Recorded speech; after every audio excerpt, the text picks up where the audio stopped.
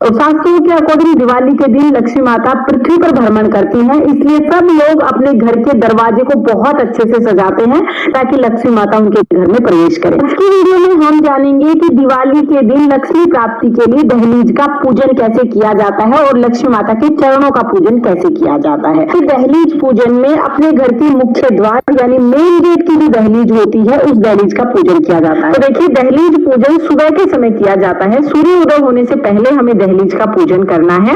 दहलीज का पूजन करने से पहले अच्छे से हम इस जगह को पहले साफ कर लेंगे और घर का जो मुख्य द्वार होता है ना, जो मुख्य द्वार यानी मेन गेट जो होता है, वो दहलीज हमें पूजा करनी होती है। बाहर की तरफ, दरवाजे के बाहर की तरफ हमें पूजा करनी होती है।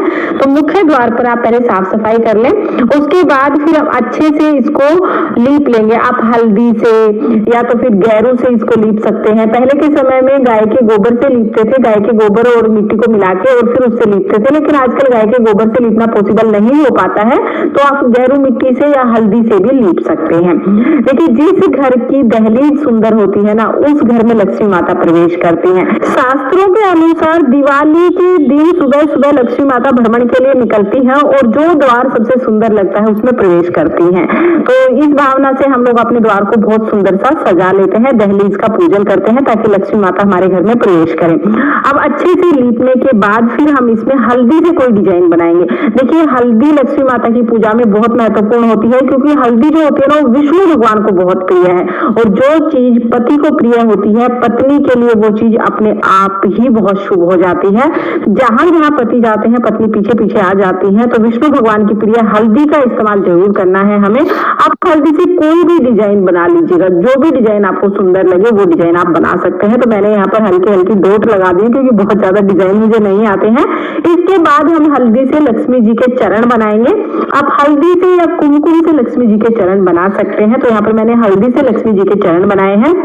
और देखिए, बहुत ज्यादा कलाकारी करने की भी जरूरत नहीं है, जैसे आपसे बने वैसे चरण आप बना सकते हैं। मेरे पास ये छलनी है, ये रंगोली वाली छलनी है और इसमें लक्ष्मी जी के चरण बने हुए हैं। बाकी भी रंगोली है इसमें, लेकिन मैं सिर्फ यहाँ पर चरण बना दूंगी। तो आप चरण जरूर बनाइएगा, जैसे भी आपसे बने वैसे आप चरण बना लीजिएगा। भाव हमें लक्ष्मी जी के चरणों का करना है।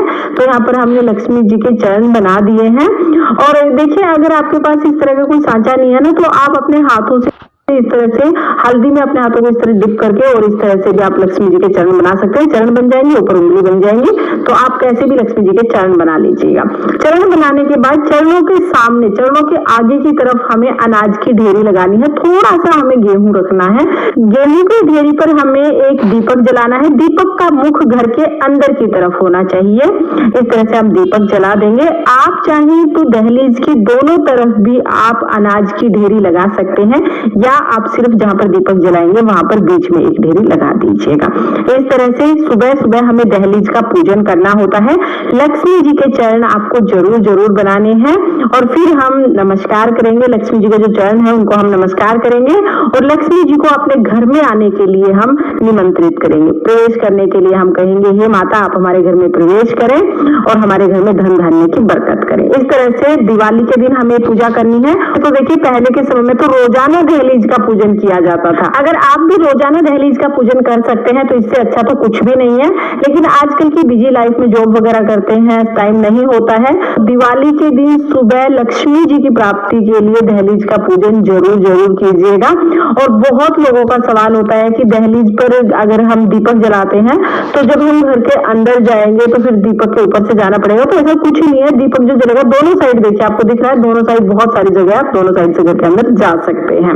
तो इस तरह से सुबह सुबह दहलीज पूजन किया जाता है। दहलीज पूजन की बहुत सरल विधि है।